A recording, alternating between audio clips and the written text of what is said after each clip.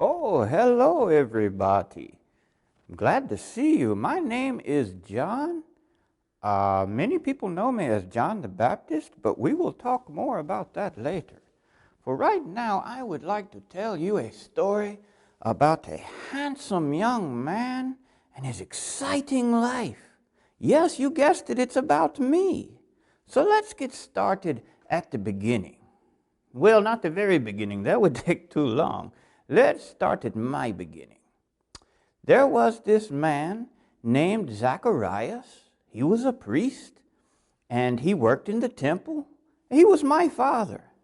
You see, Jews for hundreds of years had come to the temple and prayed and looked forward to the Messiah coming. It was a man who was to come to save them. So one day, my father was at the temple, and this angel appeared to him. And he said his name was Gabriel, and he was sent from God and to not be scared. Well, because I assure you, it's a pretty scary thing when an angel comes to see you. So the angel told my father that his prayers had been answered, and his wife Elizabeth would have a son. Well, that would be me.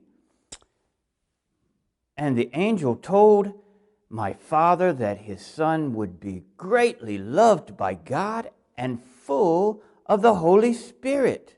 Now, I don't want to brag, but that's what an angel had to say about me. I'm just saying. But my father could not even believe it, that he would have a son at his old age, because he was quite old at the time. I used to kid him and ask him if he helped Noah build the ark. He did not find this very funny. But do you know, because he did not believe that angel, do you know what the angel did? He made it where my father could not even speak a word until I was born. Now, my father did not like this either. But my mother did not mind it very much. Well, anyway, after a little bit of time, bam! There I was born, and not a bad-looking child, I'm here to tell you. So when I was growing up, I did not go to the little parties and the hippity-hop dances. I just kind of wandered around the desert being nature's friend. I would hang out with the cactuses, and I would talk to God. What more could you ask for? I had these awesome set of clothes.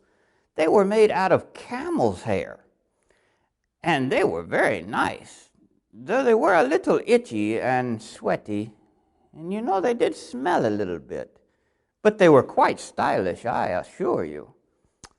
So, and I can tell you the meals that we used to have. I would get honey from the beehives, and then I would catch these humongous grasshoppers. We called them locusts. And man, my mouth is watering just thinking about these things.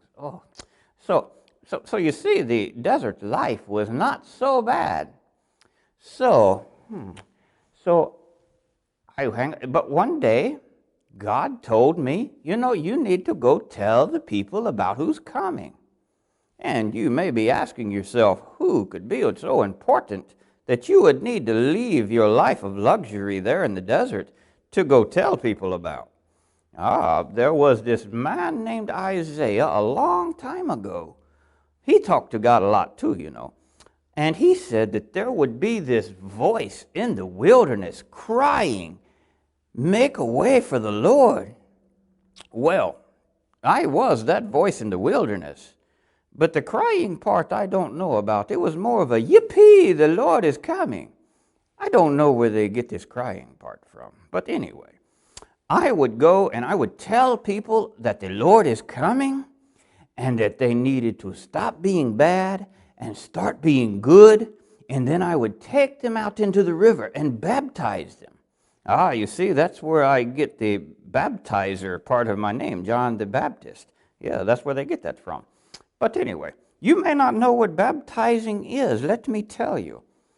I would take people out into the river, and I would dump them under the water, and then I would bring them back up. And what this meant is that old bad person that they was dead, and the new good person was alive. And oh, it was such a wonderful time. We had great time. People would come from miles and miles around just to hear me talk about the Lord coming and to baptize them. We had a great time, and I would always invite people to dinner and tell them, look, we have plenty of grasshoppers to go around.